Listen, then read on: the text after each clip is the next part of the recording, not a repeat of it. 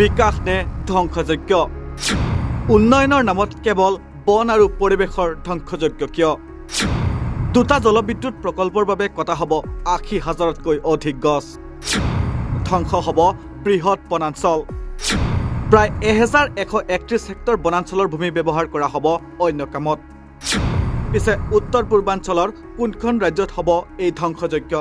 কেন্দ্ৰীয় পৰিৱেশ মন্ত্ৰালয়ৰ অধীনৰ বন পৰামৰ্শদাতা কমিটিৰ নথিপত্ৰৰ পৰা এক ভয়ংকৰ তথ্য পোহৰলৈ আহিছে খবৰ অনুসৰি অৰুণাচল প্ৰদেশত নিৰ্মাণ কৰিবলগীয়া দুটা ডাঙৰ জলবিদ্যুৎ প্ৰকল্পৰ বাবে ৮০,০০০তকৈও অধিক গছ কটা হ'ব আৰু প্ৰায় ১১৩১ হেক্টৰ বনাঞ্চলৰ ভূমি অন্য কামত ব্যৱহাৰ কৰা হ'ব অৱশ্যে কেন্দ্ৰীয় মন্ত্ৰালয়ে এই দুয়োখন প্ৰকল্পক কিছুমান পৰিৱেশ আৰু বন্যপ্ৰাণী সম্পৰ্কীয় কঠোৰ চৰ্ত সাপেক্ষে নীতিগতভাৱে অনুমোদন জনাইছে এই প্ৰকল্প দুখনৰ ভিতৰত ডাঙৰ প্ৰকল্পটো হৈছে লোহিত নদী অৱবাহিকাত নিৰ্মাণ হ'বলগীয়া ১২০০ মেগাৱাট ক্ষমতা সম্পন্ন কালাই ২ জলবিদ্যুৎ প্ৰকল্প THDC ইণ্ডিয়া লিমিটেডে নিৰ্মাণ কৰিবলগীয়া এই প্ৰকল্পটোৰ বাবে নামচাই আৰু আঞ্জাও বন সংমণ্ডলৰ ৮৬৯.৩৫০৩ হেক্টৰ বনভূমি ব্যৱহাৰ কৰা হ'ব কেৱল এই কামটোৰ বাবে ৩৩,৩৩৮ জোপা গছ কাটি পেলোৱাৰো প্ৰস্তাৱ দিয়া হৈছে এই মুঠ বনভূমিৰ ভিতৰত প্ৰায় ৬৩৮.৪৫৬ হেক্টৰ ভূমি পানীৰ তলত বুৰ যাব আৰু বাকী থকা ভূমি পথ নিৰ্মাণ কুঁৱৰী জাবৰ পেলোৱা ঠাই আৰু অন্যান্য কামৰ বাবে ব্যৱহাৰ কৰা হ'ব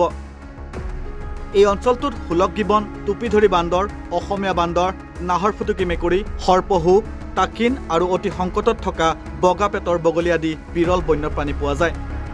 এহে এই বগাপেটৰ বগলী সংৰক্ষণৰ বাবে বিশেষ পৰিকল্পনা কৰিবলৈ ৱাইল্ড লাইফ ইনষ্টিটিউট অৱ ইণ্ডিয়াক নিৰ্দেশ দিয়া হৈছে আনহাতে দ্বিতীয়খন প্ৰকল্প হৈছে দিবাং উপত্যকা জিলাৰ তালু নদী অৱবাহিকাত নিৰ্মাণ হ'বলগীয়া ৬৮০ মেগাৱাট ক্ষমতাৰ আতুনলী জলবিদ্যুৎ প্ৰকল্প SJVN লিমিটেডে নিৰ্মাণ কৰিবলগীয়া এই প্ৰকল্পটোৰ বাবে ২৬১.৫৩ হেক্টৰ বনভূমি ডাইভাৰ্ট কৰা হ'ব আৰু ইয়াৰ বাবে ৪৭,২৪৩ জোপা গছ কটা হ'ব এই অঞ্চলটো অতি ঘন বনাঞ্চলৰ অন্তৰ্গত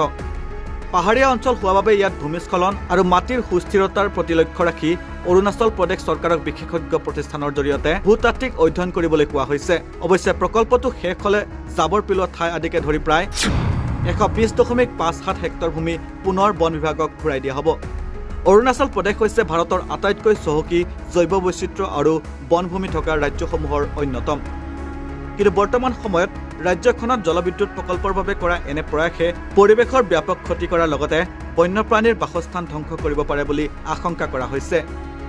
ইয়াৰ ফলত সামগ্ৰিকভাৱে ব্ৰহ্মপুত্ৰ নদী উপত্যকাৰ পৰিৱেশৰ ওপৰতো বেয়া প্ৰভাৱ পৰিব পাৰে বুলি বিশেষজ্ঞসকলে উদ্বেগ প্ৰকাশ কৰিছে news desk report north east নাও